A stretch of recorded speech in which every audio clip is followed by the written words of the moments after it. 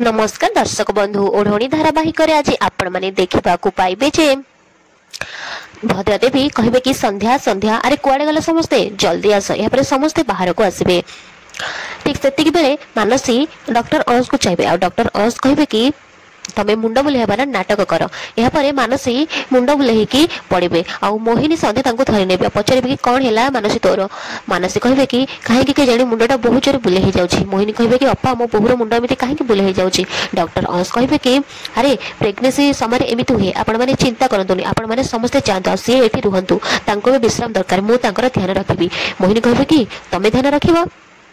यापर संध्या कहे कि हाँ ज्योति तो ये अच्छी आ कि समय पर जीवन आसी पहुँची जीव तो असुविधा कौन मानसी ये थाऊ आम समस्ते जावा। यापर भद्रदेवी कहे हाँ ठीक अच्छे से रहू आने समस्ते जल्दी चल तो मानस को छाड़ी समस्ते चले जी आउपटे ज्योति जीवन को अपेक्षा करेंगे यापर जीवन आसिक पहुँचे आ पचारे कि ज्योति कौन एसबू कौन कर ज्योति कहे कि कहीं मुझे तुमको मो मन कथा जन पानी आ मो मन कथा जनवाई मुझे सब एमती किसी ही करी मु जानी तमे मते आगर पसंद कर नथिलो कि तुम स्त्री बोली मान नथिलो हेबे तो बहुत समय बीती सारी आउ मते लागुछि तुम अनुभव भी निश्चय बदली सारिथिबो।